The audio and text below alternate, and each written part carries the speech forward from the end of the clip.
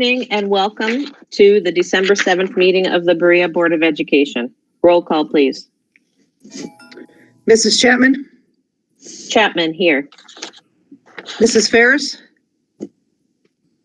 She froze, so she's coming in and back in. Mr. Dockman? Document here. Mr. Duke? Duke here. Mr. Postal? Postal here.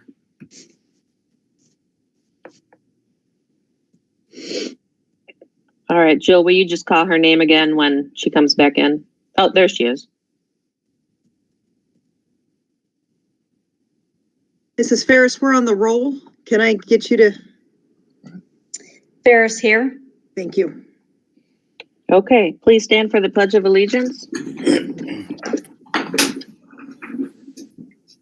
I pledge allegiance to the flag of the United States of America and to the republic for which it stands, one nation, under God, indivisible, with liberty and justice for all.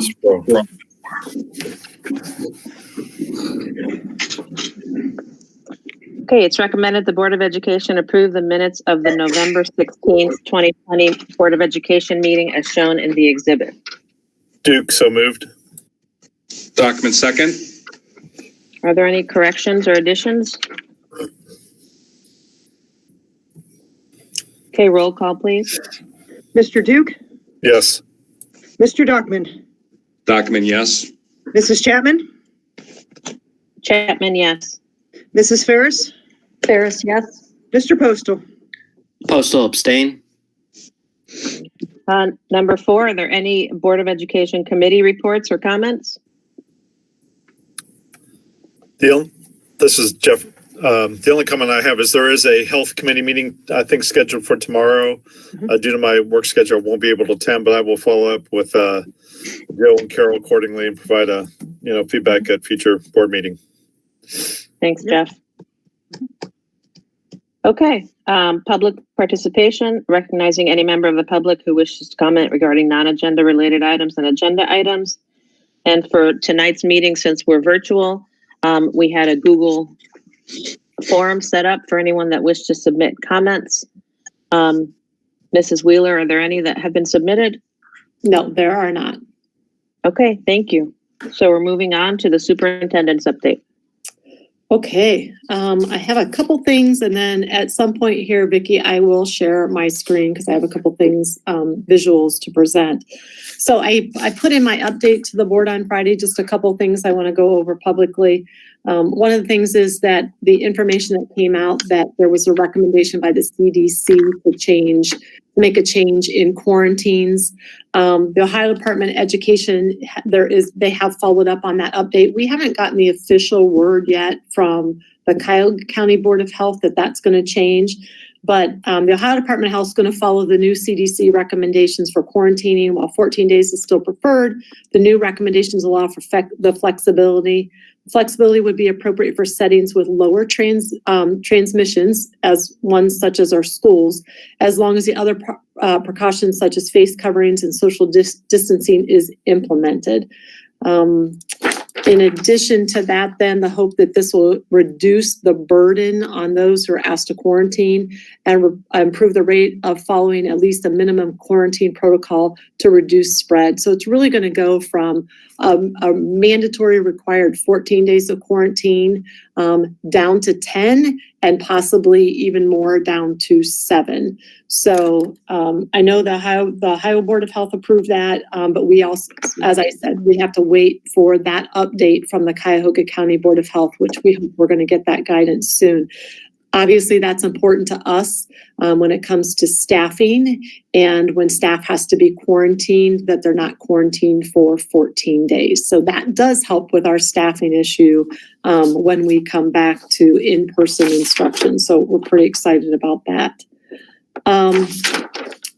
In your update, I think you saw we're going to do it's the first time we've done it.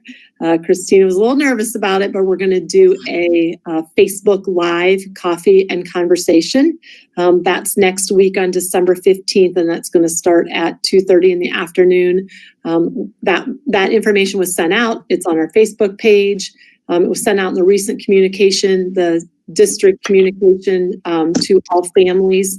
There is a form attached that people can go ahead and ask questions ahead of time, and then I'll do my best through that live presentation to also answer questions as people have them while we are live. So I'm kind of looking forward to that. That's going to be kind of fun. Couple things about some grant funding. We got word early November from the Cuyahoga County ESC that with some of the additional CARES funding that was put out, the ESC got additional funds, and part of that, it's about $14,000. And the way it was set up, it can only be used for families in the district, for food, school supplies, cleaning products, tech support, or any PPE. And really the focus of it was any of our families facing economic instability or hardship during this time. So I reached out to Jill, and I sat and talked about how we could spend that money best. And I reached out to Dr. Rubenstahl at the high school and asked if she would kind of lead this up with her high school student council group. So what we're going to be able to do is, as of today, we're looking for about 100 families that were identified through our schools, through the guidance counselors. Guidance counselors have reached out to those families, and we are going to be providing food for about 85 families for over winter break. So Dawn and Dr. Rubenstahl and her students are going to do all the shopping for that, going out and spending $14,000 on groceries. They're going to spend that money, and then all of that will be distributed to families either on December 21st, the evening of December 21st, or the evening of December 22nd. And we also put out the option for families who could not come and pick up food that we would also get that delivered to them. So we're pretty excited about that, to be able to provide that for some of our families in need who might need that additional help over the winter vacation. So we're happy about that. Earlier today, just about an hour ago, I was GPD, who is our architect for our buildings, had sent a grant application to us. And I talked to one of the gals from GPD the other day. They do these employee grants. And so I reached out to the middle school, kind of in a nutshell, what they're going to do, whatever they call it. I know the middle school folks are just emailing me right now as we actually are on the meeting tonight. They're going to do kind of like a caring closet. They each got approved for $7,500. So it's for the district, it's $15,000 in grant money from GPD that they will be able to create like a place where kids can go. They need some food items, some supplies, some hygiene products, or things like that. So this $7,500 will get them started. And hopefully when the kids come back in person, January, that they'll be able to use that, and how they set that up, and kids will be able to frequent it to get things that they need. So that's pretty exciting, a $15,000 grant. So that was good news that we just got today. So excited about that. All right, Vicki, I'm going to share my screen real quick here. So a couple things I want to share. I'm trying to think of which one I want to start with. I think this is the first one. So are you seeing, there we go. Are you seeing the Ohio Public Health Advisory System chart? Okay. Mm-hmm. So a couple things I want to share, and I know that some of you have seen this, but obviously this past week, Cuyahoga County got put on that asterisk list. And basically what that means, there are the 7 indicators that the state identifies for the level system, your level and your color. And Cuyahoga County has the asterisk beside it right now, which what that really means is that Cuyahoga County is purple right now. But they take that for 1 week. And at the end of that 1 week that you still have met, the county still has 6 of the 7 indicators, then they are purple for the following week. So this just shows you here. So they met the new cases per capita, the new cases increase, non-congregate cases, they met that. The ED visits, they met that. the outpatient visits was met, the hospital admissions was met, and the only indicator that was not met was this piece right here about the COVID ICU patients. So that just kind of gives you that update as where we are as a county. So Thursday, obviously, when the new numbers come out, if we still have met 6 of those 7 indicators, then the county will be purple. So I just share that with you so you have an idea. I'm going to share another piece here too.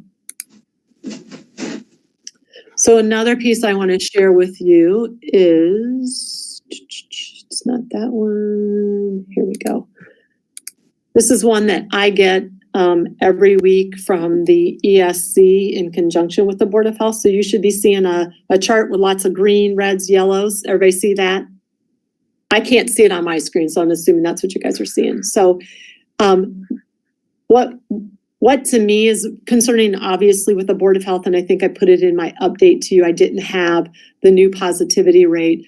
But if you look at as of December 4th, so last Thursday, the positivity rate in Cuyahoga County now is up to 24.9%. And again, when we heard from the Board of Health, that was something that was very concerning to them. Obviously, new cases is up. The percentage of adults using medical beds is up. The percentage of the usage of critical care beds is up. The use of pediatric medical beds is down. The use of ventilators is increased. So that's why that puts us at red plus for last week.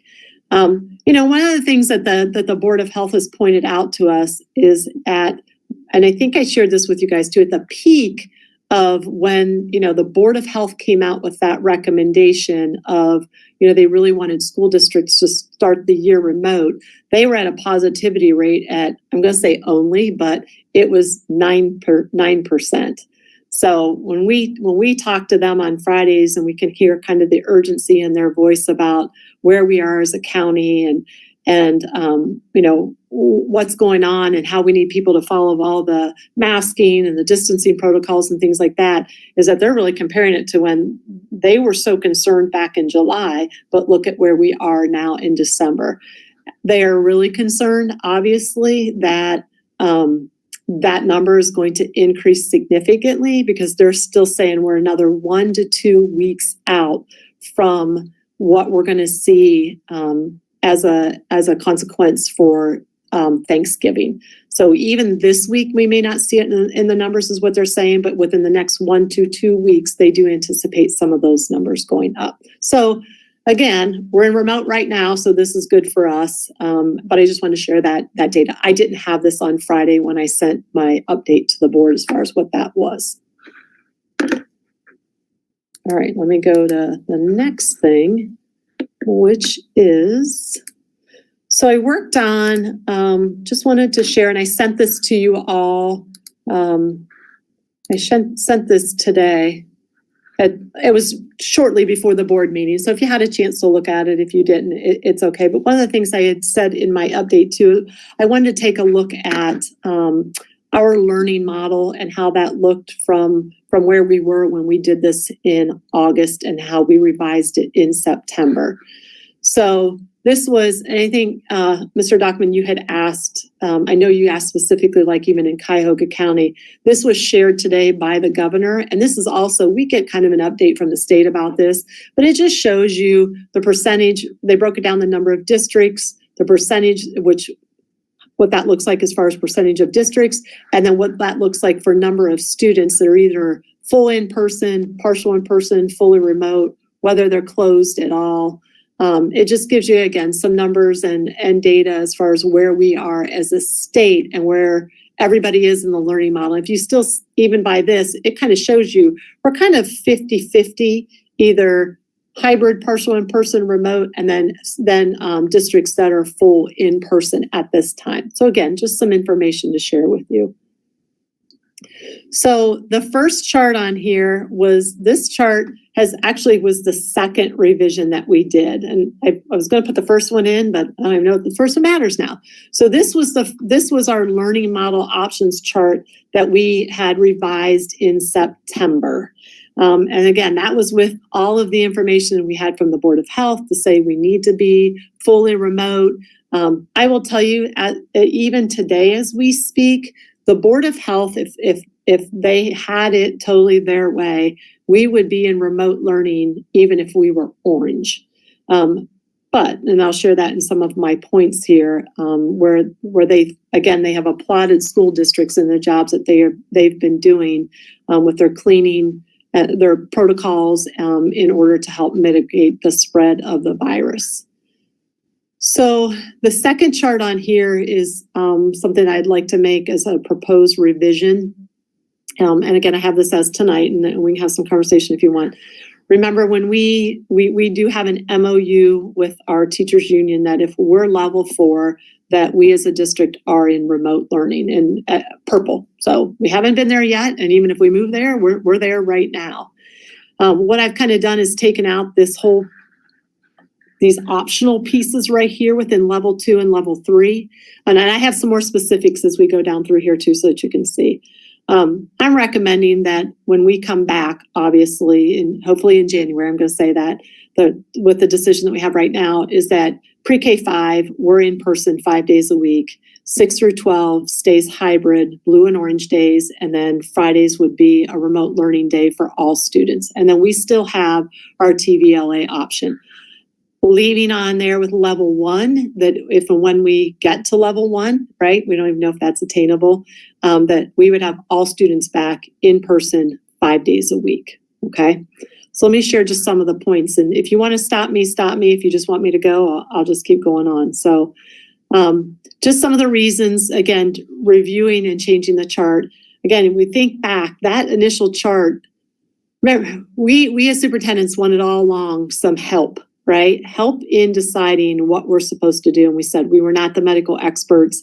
And for us, we were looking for some guidance and direction. So when the Cuyahoga County Board of Health came out and said, we need schools to be remote, I think it was 30 or 31 of 32 districts in Cuyahoga County who all started their school year out in remote learning. But again, that's because we were looking for that guidance. So over the course of the last 2 months, once we started in that hybrid model, we have learned that we can bring kids back in person and we can do it responsibly. And the Cuyahoga County Board of Health has applauded us. They still won't go out there and say, yes, do it. They're super, super cautious. And it's really interesting because we have this conversation in Cuyahoga County, and then I talk with my SWC friends that are in Lorain County.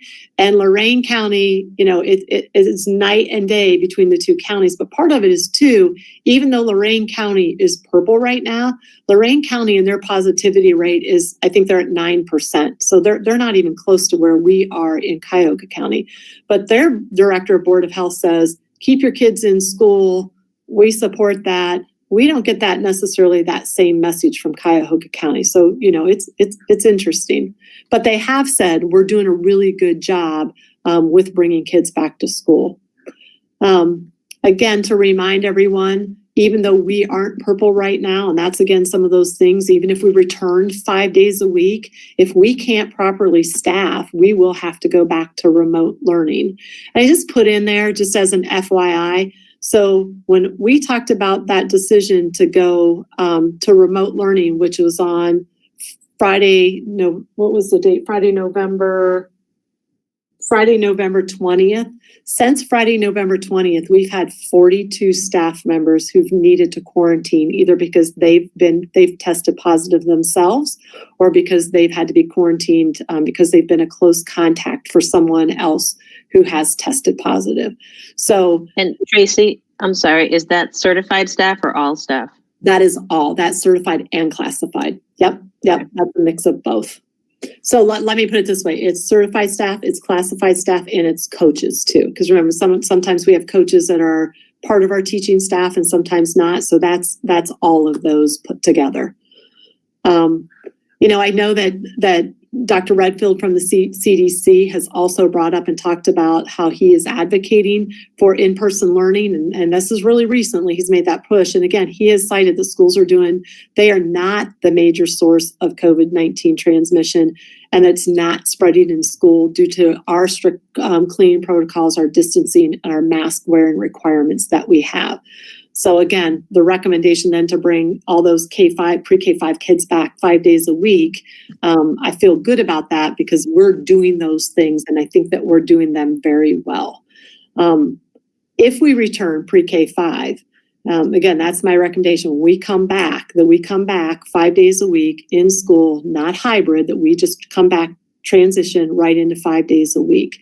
But I have to, and I think we let this be known, and we had this conversation at the one board meeting that we had to talk about it because of making that decision and putting the information out there for TVLA. We have to stress that there will be, as much as we can, we're going to try to distance 6 feet, but there's going to be cases and there's going to be situations in classrooms and other places where we will only be able to distance at 3 feet. But again, the American Association of Pediatrics has said that that is okay, that you can distance 3 feet, that you don't always have to have 6 feet. But what I'm saying is where we can distance more than 6 feet, we will definitely do that.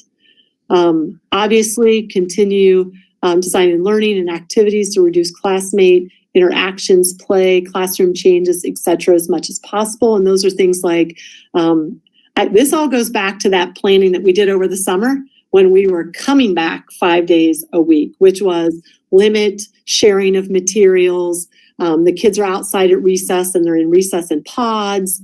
Lunch and how we do lunch, the kids stay together in pods, and that kind of figures into middle school and high school too, as you'll see this here. Obviously, returning, we'll continue with our cleaning protocols to decrease the likelihood of infection and spread. Kids still wearing masks. Concerns with not bringing our younger learners back. Again, we've lost a lot of instructional time with our youngest kids. And again, they're only in person 2 days a week, and then they're asynchronous those other 2 days a week, which I go over that when I talk about 6 through 12 and why we wouldn't be bringing 6 through 12 back 5 days a week. One of our guiding principles from the very beginning was to get our youngest learners more engaged in their learning and be able to bring them back as much as possible. And we do understand. I've had several phone calls this week with parents, and I get it. I mean, some of them who said, now Fridays, and I think a lot of that is parents want to break on Fridays, especially with the youngest kids, because they're spending a lot of time with our teachers are doing an amazing job delivering instruction, but there's still a level or degree to which families still need to help those younger students while they're at home. I'm going to skip down to why not 6 through 12, and then I'll go back to my last point there. So 6 through 12, a couple reasons why we wouldn't do 6 through 12. One is we can't limit those transitions between classes and hallways and the crowding. We've been even in the middle school where they're changing classes in the high school during the day, and it's busy even when we're hybrid with just half our kids. But it's to bring all kids back in person 6 through 12. That's going to be hard to do. Lunches, they're not going to be able to distance in their, like right now we have at the high school, they're eating their lunches in their classrooms. At the middle school, they are in the cafeteria, but they've done a really good job of distancing those kids in the cafeteria. If we bring those kiddos back in the middle school, we won't be able to do that. We don't have the space to do that. Transportation is another thing. More of our kids are at the middle school and the high school are using our transportation versus in the elementary. We have more we got a lot of parents dropping our kids off in the elementary. So that reduces our ability to distance kids on buses also. And the bonus, for our 6-12 kids is that in that hybrid model, they can be at home and they're still live streaming in. So that's why not 6-12 right now. And then just with any plan, like I said, plans that and we've stressed this, I went back through all my previous presentations, and the things we've stressed all along is that plans are always at this moment, right? Like right now, this might sound like a great plan. In 2 weeks, it may not be the best plan. And I think we've done that with the support of all of you.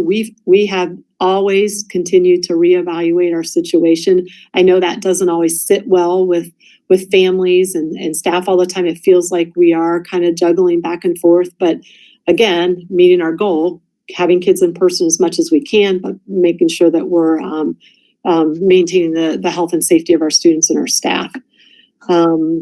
Families need to continue to have a plan at all times. This would be no different than what we're doing right now in case that learning model would change. Again, if we're purple, we go remote. My goal is in bringing pre-K-5 back in person right now is that we try to mitigate, reduce flip-flopping back and forth in between all-in, hybrid, and remote. So my preference would be when we come back just to start 5 days a week. And we did put that information out for TVLA.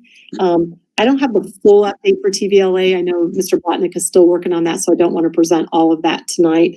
But, we did have an increase in certain grade levels in TVLA because we told families that with this, that when we come back, there's a likelihood that we're going to come back to 5 days a week of in-person instruction.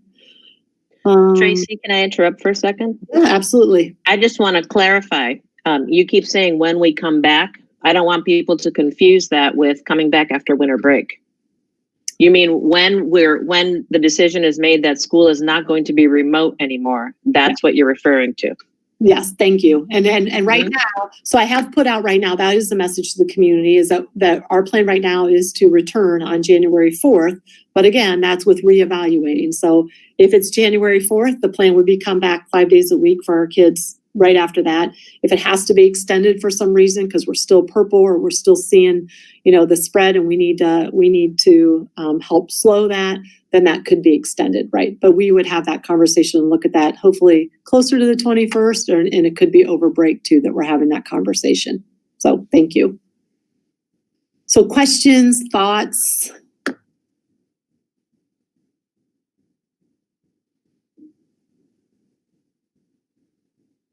We good with that plan and kind of how that plan looks? I think it's fine. I think hopefully we can start it after a break, but as you said, you'll have to decide as we go along and see how everything flows. Yeah. Are you addressing extracurriculars later, or is it now? Like where we're at? Is there any updates to athletics and extracurriculars?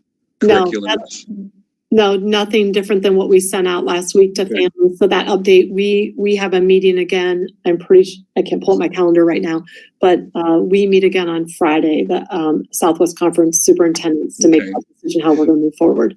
Did I read it right that someone recommended masks during basketball season, everybody wearing a mask, not just those on the bench?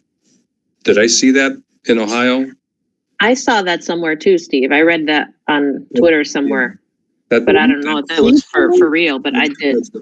That's crazy. There was discussion about, I know that was something I think that was discussed a little while ago, but I haven't seen anything that's become a mandate through HSAA right now. Okay. I saw it and I just if we're going to go that route, don't even play because that's almost dangerous. Yeah. I don't know they said no swimming, of course, no wrestling, but anyway, so. Yeah. Someone just messaged me, says the American Association of Pediatrics is recommending that right now. Oh.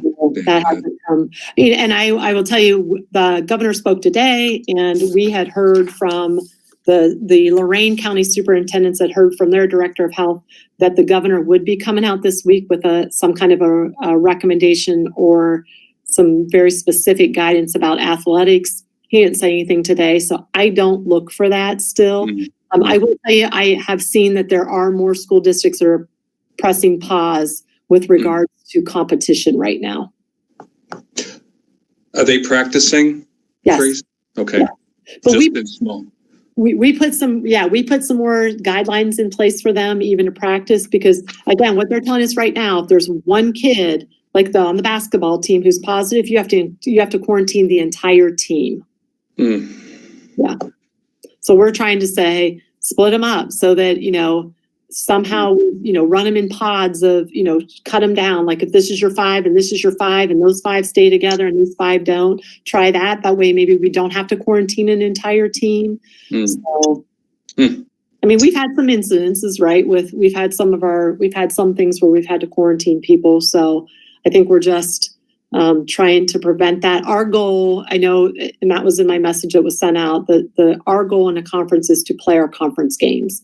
And so all the independent games are probably going to be pushed back. Our goal would be to try to complete our conference season first. And then if we're able to get any of those independent games in, that we would do that at the end. And the earliest start is January? No, we have it for next week. Right now, we have that we would look to restart a tentative restart on the 14th for competition, but we'll talk about that this Friday. I mean, obviously it's going to be interesting. Let's say Lorraine turns red, but now Cuyahoga turns purple. We'll have to have that conversation and see what that's like. Okay. Yeah. And I know that, the governor had recommended that there were, no spectators, but OHSAA came out then with the other guidance to say, yes, immediately family members. So we are going to allow immediate, STD is just 2 tickets per kid. So we will do that. I actually said, to me, that's the safest, right? They're coming in wearing a mask and they are with their family pod and they are distanced. Like they're actually better than what our safer than the players are. Right. I know. It's yeah. But swimming, no fans because of the stands. Wrestling, you would have parents only. Yes.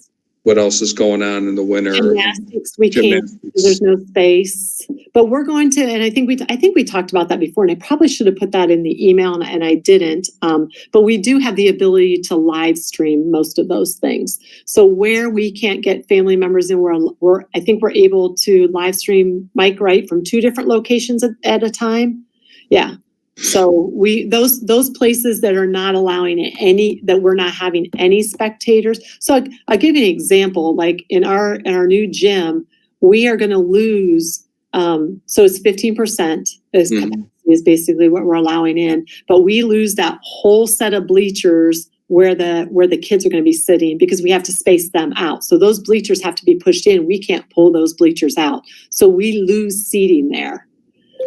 The other one we have trouble with is with gymnastics because of the gym is so tight.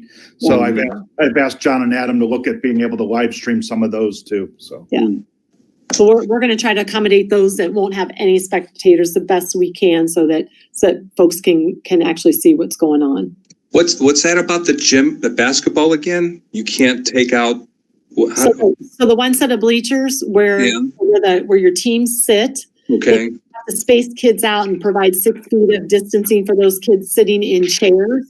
We can't have the bleachers out. The bleachers have to be pushed in so we have space to space coaches and kids on the sidelines. Oh, so they wouldn't sit in the stands. They would be sitting floor level, but the bleachers have to be. Right. In order for us to have the space to do that, we have to keep the bleachers pushed in. Oh, so the fans have to sit on the other side.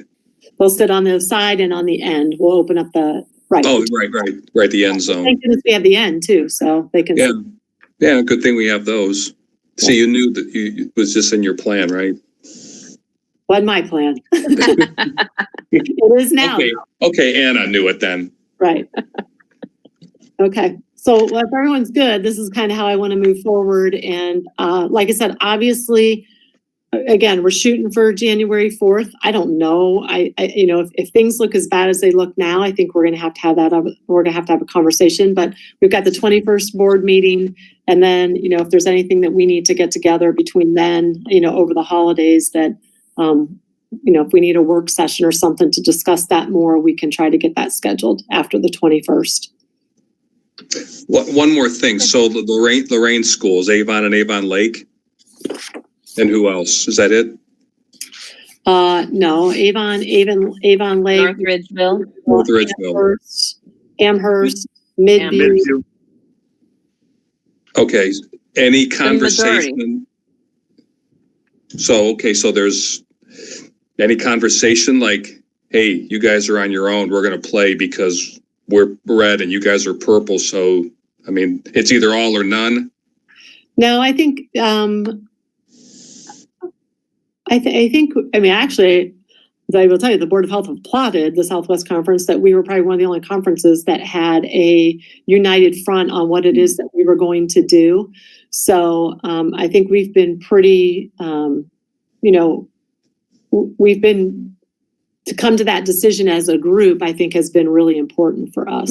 So, I mean, there are individual schools out there who've paused until January, but I think we're one of the only actual conferences who's making this decision as a conference.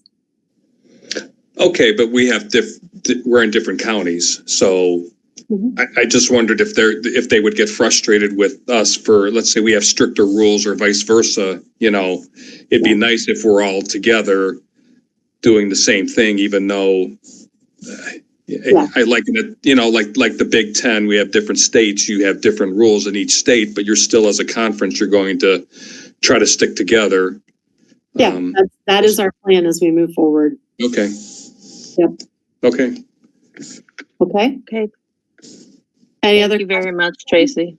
Okay. And again, I apologize. I sent it late. So if you haven't had a chance to look at it, if there's anything after tonight, obviously just reach out if you have any questions. Is that emailed or in the board update? I sent it in It's email. Okay. I haven't. Okay. Thanks. Yep. Okay. Thank you. Okay, the consent agenda, it's recommended that items C3 to C11 be approved as part of the consent agenda unless a Board of Education member wishes to have an item removed. Postal second. I just have, everything's pretty just routine. We do have a couple of,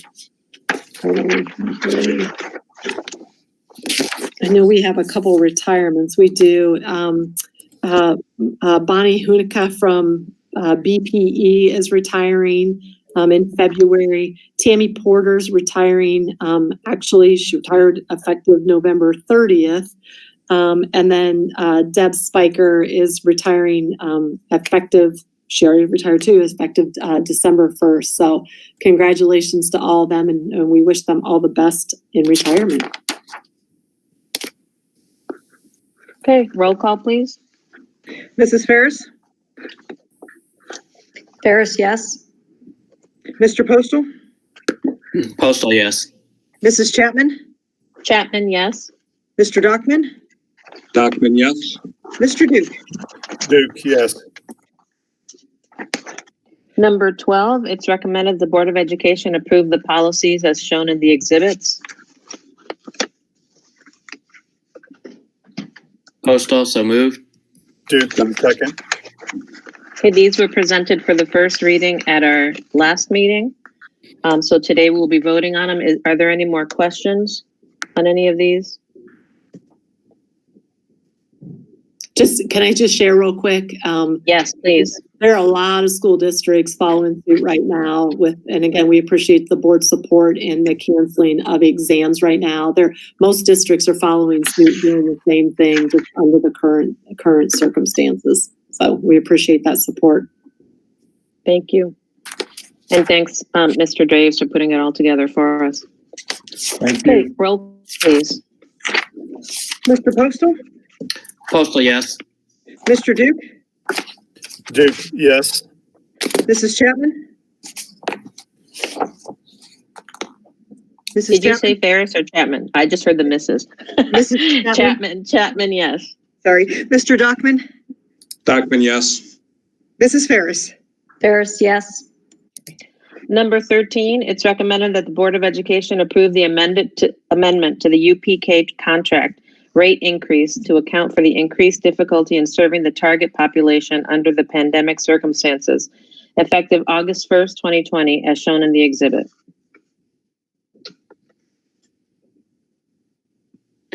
Postal, so moved. Ferris, second. This was something they were waiting on, and so this approval just came for the rate increase. This is something we do normally. There's just been an increase to the rate. Any questions? Okay, roll call, please. Mr. Postal, Postal, yes. Mrs. Ferris, Ferris, yes. Mrs. Chapman, Chapman, yes. Mr. Dockman, Document, yes. Mr. Duke. Duke, yes. Number 14, it's recommended that the Board of Education approve the College Credit Plus affiliate agreement with Cuyahoga Community College for the 2020-2021 school year as shown in the exhibit. Document so moved. Postal, second. This is just another CCP annual approval that we do. Okay, roll call, please. Mr. Dockman, Yes. Mr. Postal, Postal, yes. Mrs. Chapman, Chapman, yes.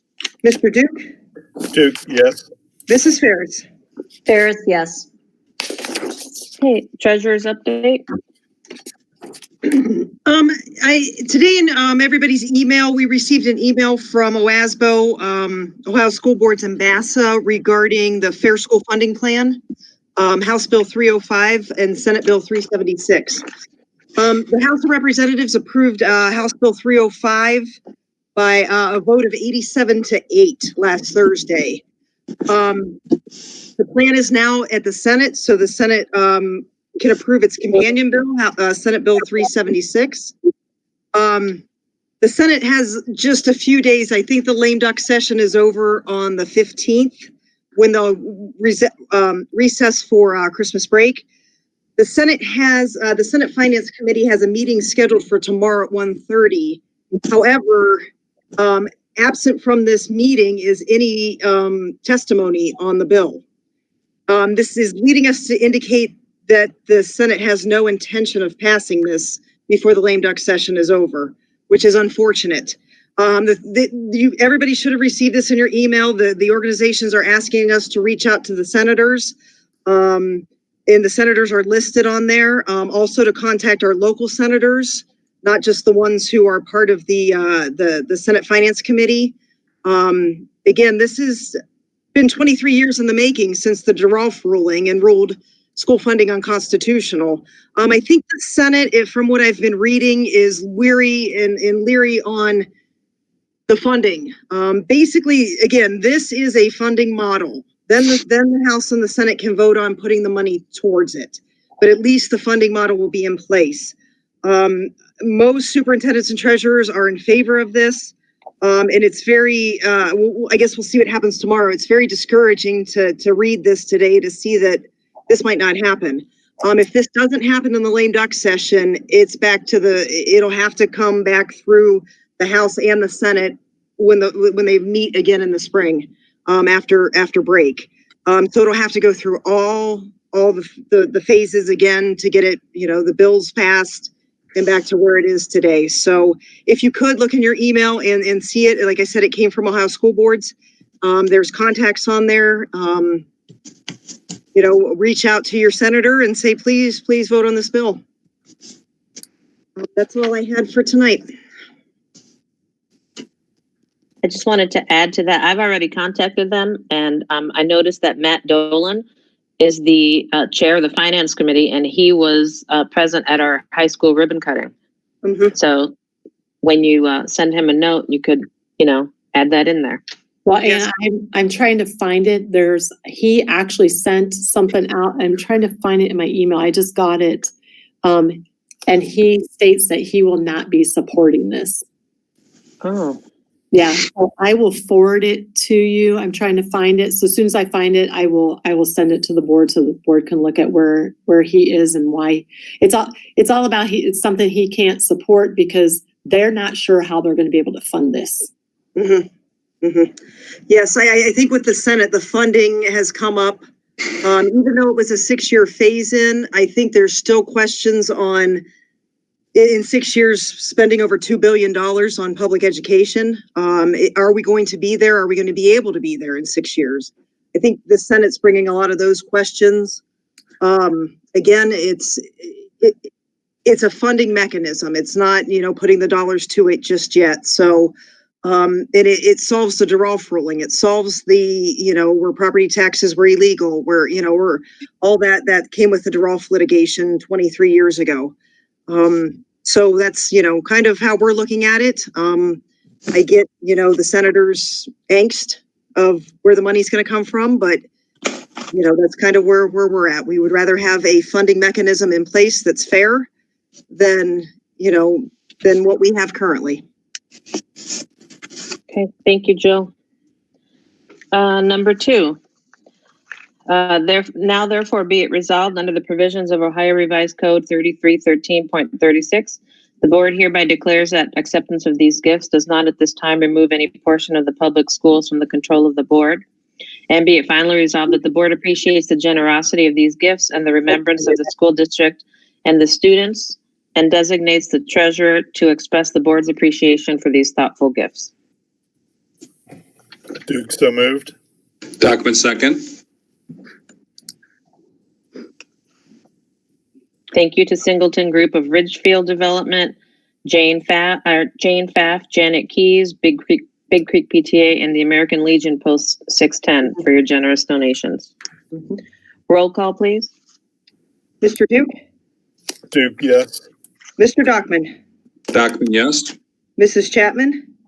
Chapman, yes. Mrs. Ferris? Ferris, yes. Mr. Postal? Postal, yes. Number 3, resolution to authorize the treasurer to conduct business. Whereas pursuant to provisions of Ohio Revised Code 3313.31, the treasurer is to perform the below duty relating to monies. The Berea Board of Education hereby authorizes the treasurer to perform the following duty: borrow or secure an advance draft of money pending receipts of funds from the Cuyahoga County Treasurer or from the state treasurer. Postal, so moved. Ferris, second. This is just allowing me to tell the county auditor that we will take tax advances so we can get money sooner from the county auditor instead of waiting till the final settlement. Normally, this used to be on the organizational meeting. We had to back this up last year to December because the county auditor likes it to have the resolution in hand by December 30th. Okay, thanks, Jill. Roll call, please. Mr. Postal? Postal, yes. Mrs. Ferris? Ferris, yes. Mrs. Chapman? Chapman, yes. Mr. Dockman? Document yes. Mr. Duke? Duke, yes. It's recommended that the Board of Education move to executive session for the purpose of consideration of the appointment, employment, dismissal, discipline, promotion, demotion, or compensation of a public employee or official. Ferris, so moved. Document second. Second. Roll call, please. Who was second? I'm Post- sorry. Postal. Okay. Mrs. Ferris? Ferris, yes. Mr. Postal? Postal, yes. Mrs. Chapman? Chapman, yes. Mr. Dockman? Document yes. Mr. Duke? Duke, yes. Okay. Thank you, everyone, for attending.